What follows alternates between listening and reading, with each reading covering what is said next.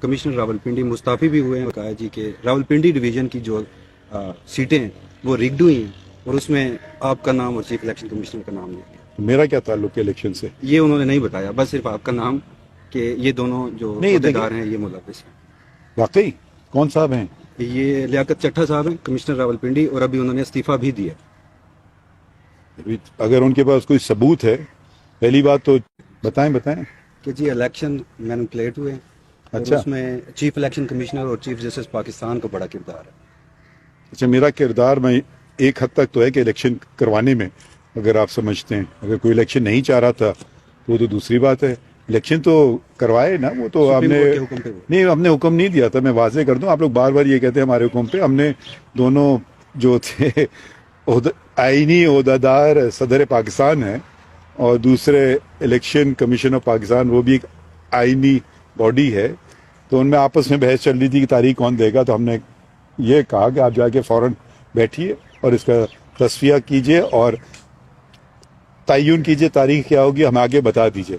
یہ ہم نے کیا کہ 12 دن میں وہ کیس نمٹا دیا کہ الیکشن ہو پائیں, کہ یہ بھئی پاری وہ دیں میں دوں. اب اسی بحث میں ملک کو تو الیکشن چاہیے تھے, تو وہ وہاں تک تو تھا. تو کس قسم کا ایلیگیشن؟ سر وہ دونوں جو کانسٹیٹیوشنل عہدیدار تھے, یعنی آپ اور چیف الیکشن کمشنر, ان پہ آج کمشنر راولپنڈی مستعفی بھی ہوئے ہیں اور انہوں نے کہا جی کہ راولپنڈی ڈویژن کی جو سیٹیں ہیں وہ ریگڈ ہوئی ہیں اور اس میں آپ کا نام اور چیف الیکشن کمشنر کا نام نہیں. میرا کیا تعلق ہے الیکشن سے؟ یہ انہوں نے نہیں بتایا, بس صرف آپ کا نام کہ یہ دونوں جو عہدیدار ہیں یہ ملوث ہیں. واقعی کون صاحب ہیں؟ یہ لیاقت چٹھا صاحب ہیں, کمشنر راولپنڈی, اور ابھی انہوں نے استعفیٰ بھی دیا. اگر ان کے پاس کوئی ثبوت ہے, پہلی بات تو چیف جسٹس نہ سپریم کورٹ کا الیکشن سے کوئی تعلق ہوتا ہے. آئین میں میرے خیال میں 8واں آئین کا جو حصہ ہے وہ چیف الیکشن کمیشنر اور الیکشن کمیشن کے مطابق ہے. الیکشن کروانا ان کی ذمہ داری ہے الیکشن کمیشن آف پاکستان کی. ہمارے پاس تو کبھی کبھی الیکشن پٹیشنز آتی ہیں, ان کا ہم فیصلہ کرتے رہتے ہیں. کبھی کہ مجھے ابھی بھی بہت ساری کی کہ جی مجھے ڈسکوالیفائی کر دیا, یا اس کا مخالف آتا ہے کہ اس کو لڑنے نہ دیا جائے. ایسے الیکشن کے کیسز تو ہم نے کافی کیے, نہ صرف میں نے بلکہ ہمارے کولیگز نے بھی. بینچز لگی تھیں اور یہ ہم نے حکم دیا تھا کہ جلد سے جلد جتنے الیکشن کے میٹرز ہیں جلد سے جلد لگاؤ, اور سارے ہم نے نمٹا لیے جہاں تک مجھے پتہ ہے, کیونکہ روزانہ اتنے فائلنگ ہوتی ہے پتہ بھی نہیں ہوتا. سر ایک اور آخری سوال ہے, اب جس طرح بات چیت چل رہی ہے, منڈے کو ایک کیس بھی لگا ہوا ہے کہ انتخابات میں دھاندلی کے حوالے سے, اور وہ آپ کی عدالت میں ہی لگا ہوا ہے. تو جیسے آج یہ الزامات آئے ہیں, تو کیا چیف کمشنر جو اب مستعفی ہو چکے ہیں انہیں بلا کر شواہد مانگے جائیں گے؟